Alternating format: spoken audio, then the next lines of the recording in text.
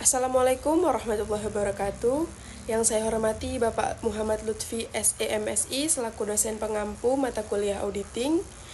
Kami dari kelompok 12 yang beranggotakan Vera Setiawati NPM 22210077.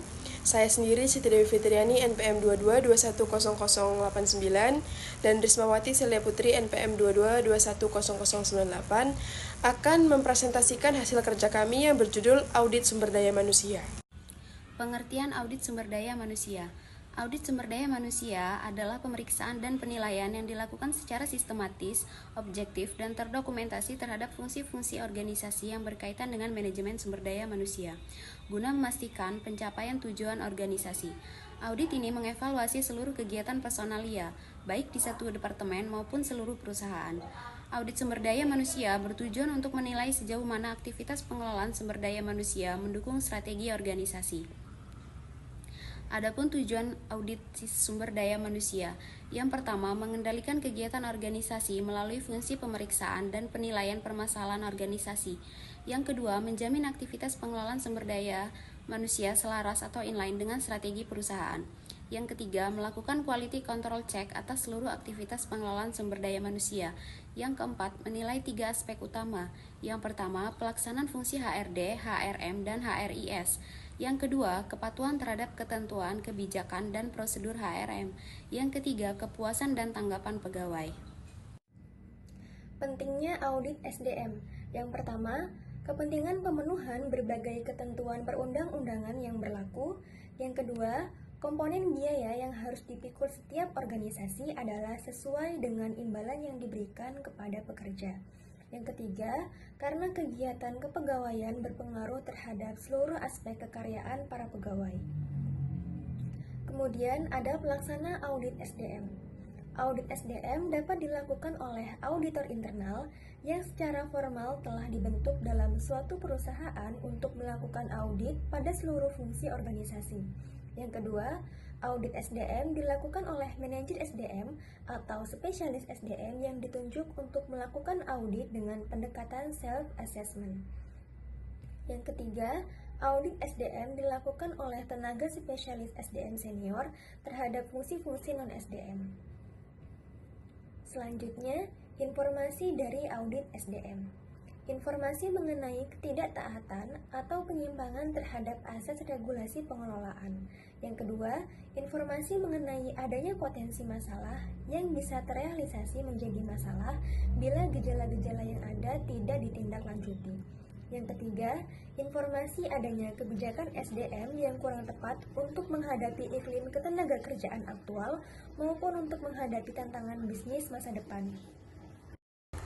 Selanjutnya yaitu lingkup audit SDM. Lingkup audit SDM terdapat 3 aspek utama, yaitu Human Resources Development atau HRD, Human Resources Management atau HRM, Human Resources Information System atau HRIS. Yang pertama yaitu HRD, Human Resources Development, artinya pengembangan sumber daya manusia. HRD adalah proses untuk meningkatkan kemampuan, pengetahuan, keterampilan, dan sikap karyawan melalui pelatihan, pendidikan, pengembangan karir, serta perencanaan suksesi. Tujuan audit HRD, yang pertama yaitu menjamin efektivitas investasi pelatihan, yang kedua meningkatkan kesiapan SDM menghadapi tantangan, yang ketiga mencegah kekosongan jabatan penting. Selanjutnya yaitu Human Resources Management atau HRM, artinya manajemen sumber daya manusia. HRM adalah kegiatan yang mengatur seluruh proses pengelolaan karyawan, mulai dari rekrutmen, penggajian, penilaian kinerja, hubungan kerja, sampai pengaturan hak dan kewajiban. Tujuan audit HRM yang pertama, memastikan kebijakan SDM adil, efisien, dan sesuai hukum. Yang kedua, meningkatkan kepuasan dan produktivitas kerja. Yang ketiga, mencegah konflik kerja dan pelanggaran prosedur. Yang ketiga yaitu Human Resources Accounting atau HRA, artinya akuntansi sumber daya manusia atau HRA adalah metode untuk mengukur dan melaporkan nilai SDM dalam bentuk data keuangan, seperti biaya pelatihan, gaji, kontribusi, produktivitas, dan lain-lain. Tujuan audit HRA yang pertama, memberi gambaran nilai kontribusi SDM dalam bentuk angka, menunjukkan efektivitas investasi SDM terhadap kinerja organisasi. Yang ketiga, mempermudah pengambilan keputusan berbasis data.